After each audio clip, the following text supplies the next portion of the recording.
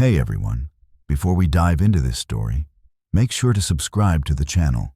This one is full of secrets, betrayal, and a slow-burning revenge that cuts deep. The sun was setting over the Côte d'Azur, painting the water in molten gold and fire. Waves lapped gently at the sand, but there was a tension in the air, as though the sea itself held its breath. I stood on the beach, the soft wind tousling my hair, watching the horizon.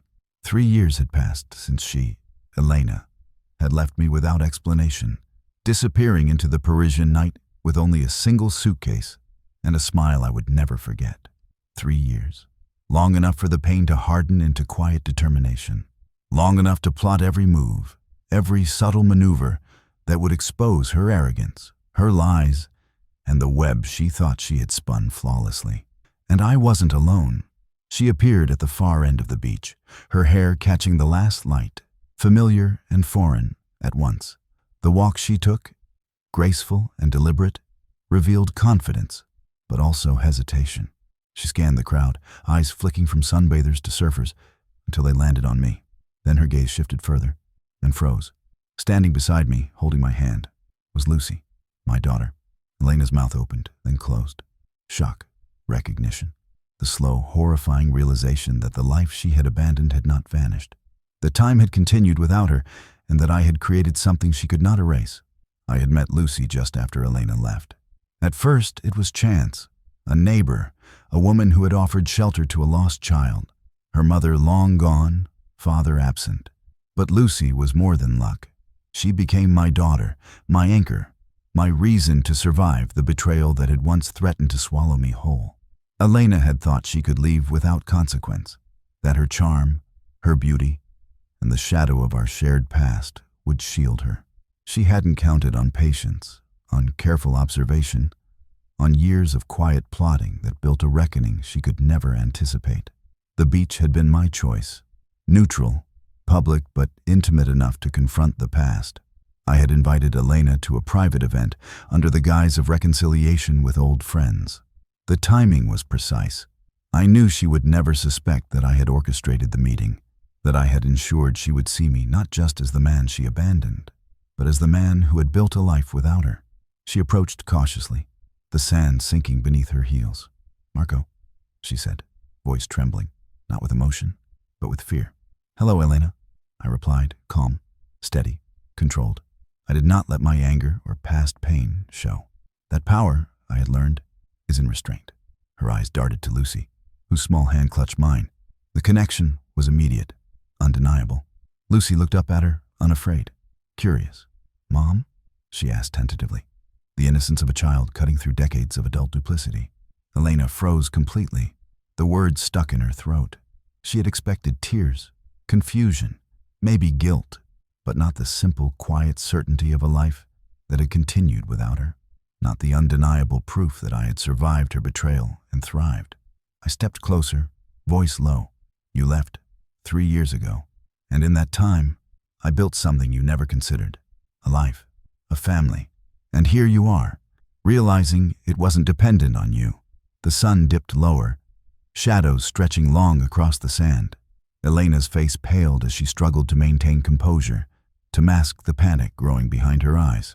She tried to speak, to explain, to justify, but no words could bridge the gulf of years lost, of trust shattered, of absence unexplained. I had planned this carefully. Months earlier, I had ensured that she would receive invitations to events where she would see me with Lucy. Mutual friends, strategically placed posts on social media, subtle tips to people who knew her network. Every step had been measured, every outcome predicted. And now, standing on the sun-warmed sand, the culmination of years of quiet patience unfolded. Elena's composure cracked, her pride slipping like water through her fingers. She began, but faltered again. Lucy squeezed my hand. "You're not mad at him, are you?" she asked innocently. I knelt beside her, smoothing her hair back. "Not at all," I said. "He's my dad, and now he has us." The realization hit Elena fully then. Not just that she had lost her place in my life, but that she had no claim over the child who bore both of our genes, no authority over the life I had carefully constructed in her absence. The betrayal she had assumed she could escape had returned, not as anger, but as truth.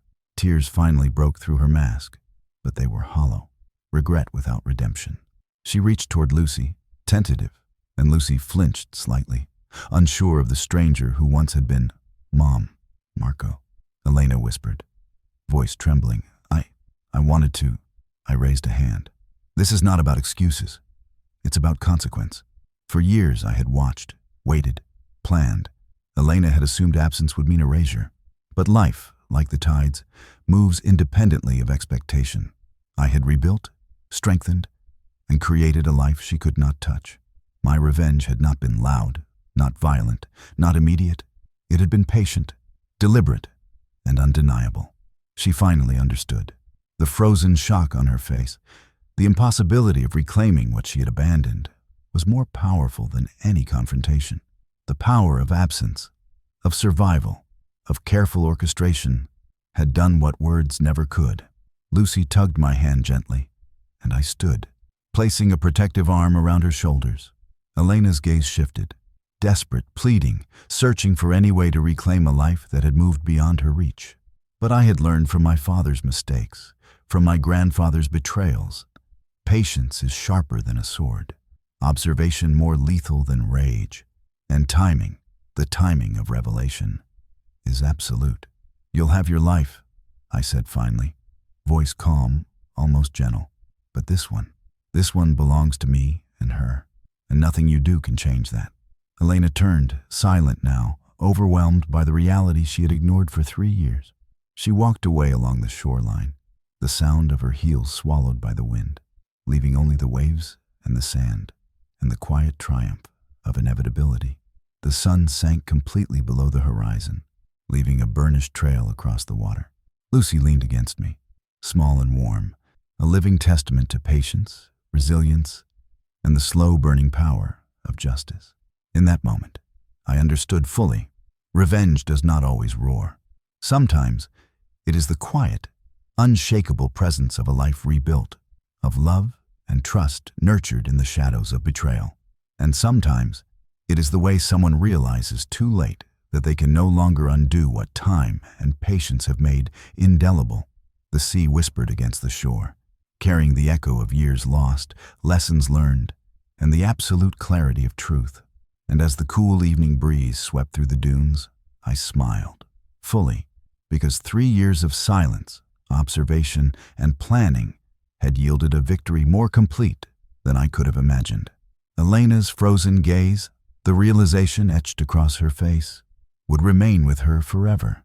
And in that, I found not only justice, but a peace that comes only when the past has been confronted, consequences delivered, and the future secured. The beach, the waves, and the horizon stretched out before us, infinite, unyielding, and finally, wholly ours.